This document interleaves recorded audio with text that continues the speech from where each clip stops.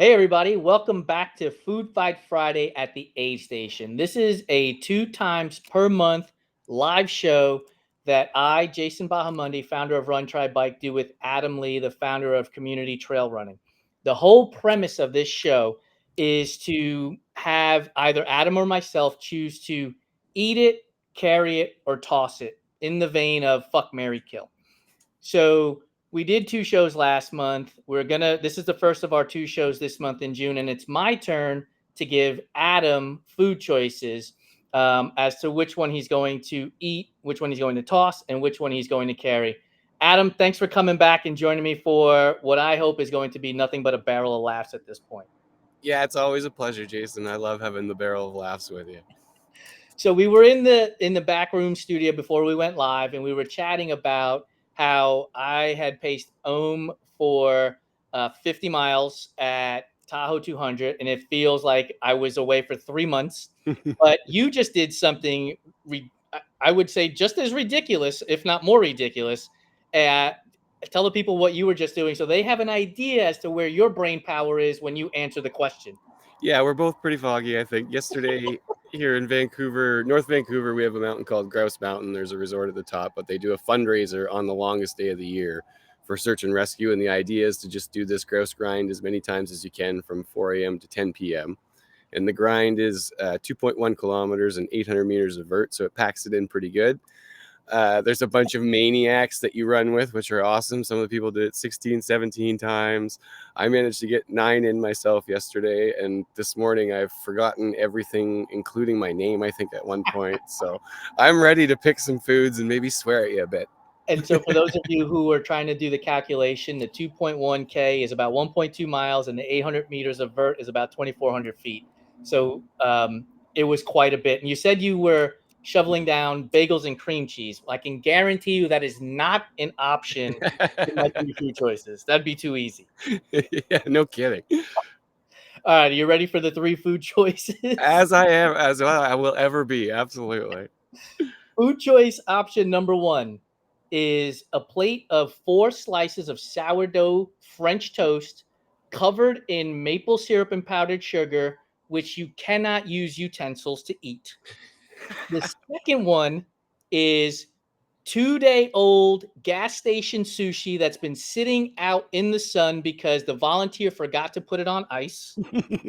And the third option is a sloppy Joe that's been spiced with a ghost pepper, and you cannot use napkins to clean your face or hands after eating it. Okay, sorry. Repeat the third one. I blacked out after the ghost pepper thing. Yes, a sloppy Joe that's been spiced Sloppy with a Joe. ghost pepper, and you cannot use napkins to wipe your face or hands after eating it. Oh, okay. Well, I think I have to throw the sushi no matter what, because that's like that sounds bad. They're volunteers. They do their best out there, but sometimes shit happens. Sometimes people just reach into the bins of potatoes with their hands anyway. So they're fucking doing what they can.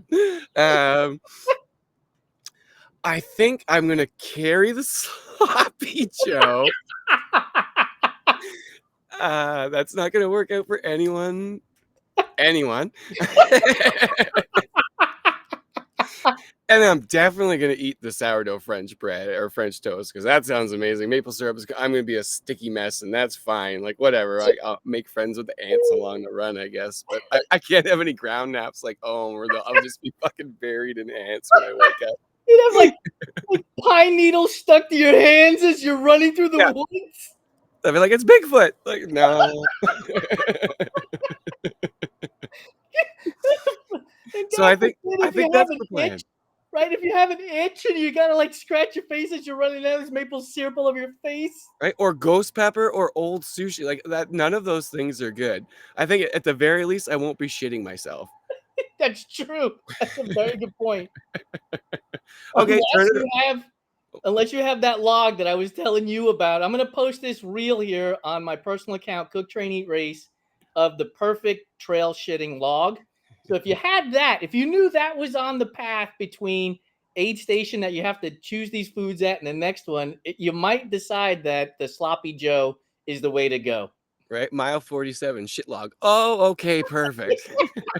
You know, more race directors should put that on their race guides. Yeah, that's the next level. Races are now well marked. Now they'll be really well marked. Yeah. Yeah. So you don't get lost out there. If you don't see the perfect shit log at mile 47, you're off track. Right? Right. Oh, it's full. I guess I got to get the next one. It's full. There's a line. People just waiting. Does anyone know if Don't have porta johns anywhere. no? This is it. Fuck, trail runners are fucking gross, man. Like, Yeah, it's a weird sport, man. it's a weird sport. Like, if you would have told 8-year-old Adam, here's what you're going to be doing, you know, between your 30s and 50s, you're going to be out there running in the woods for hours, maybe days on end. You're going to poop in the woods. You're going to piss in the woods. You might sleep in the woods too. Would you be like, yeah, that sounds cool. Sign me up. 8-year-old me might have been right into that. Yeah, sure. No rules. You would have been like, 8-year-old, you would have been like, I'm already doing that. What's the difference? Exactly. They're not going to yell at me. When I was pacing Ohm out there at Tahoe 200, there were 2 times he took naps, and I had to poop so bad. And there were 2 really good logs out there, but one was like still had the bark on it, so it wasn't all that comfortable. But the second one, like you could tell the bark was already to peel off, so I just wiped it off. Dude, it was like when Samuel L. Jackson lifted up the suitcase in Pulp Fiction and the gold came out. It was like perfect. It was smooth. Hadn't been touched by nature yet. Like, it was like a virgin shit log. It was awesome. That's incredible. And at least I didn't have maple syrup dripping down my face. Yeah, that wouldn't be good with the paper, the toilet paper that you had either. That's true. I didn't even think about that part. You go to use leaves and now they're just stuck to you. Don't come near me. But I'll take some potatoes. Right. Yeah, put my hand right in the potatoes like that. It's so gross. Dude, thank you so much for joining me. Now that I've set the stage with these 3 food choices, I can only imagine you've got 7 days to come up with yours. They're only going to get worse from here, aren't they? That's it. I'm going to put you through the Canadian blender again, though, I think, for sure. Now, before we get out of here, though, you need to answer as well. What would you do? See, at first I thought, like, I wouldn't say I'm a neat freak, but I would be totally out of my element with maple syrup on me. Like, that would bother the living shit out of me the whole time. So my first thought was I would throw that away.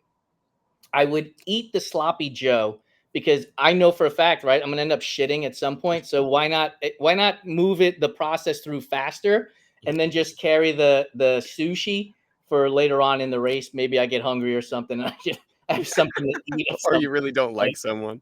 Yeah. Or if the leader of the race is ahead of me by a few minutes, I catch up to him at an aid station. I'm like, you want some sushi? Get him to go to the bathroom or her to go to the bathroom.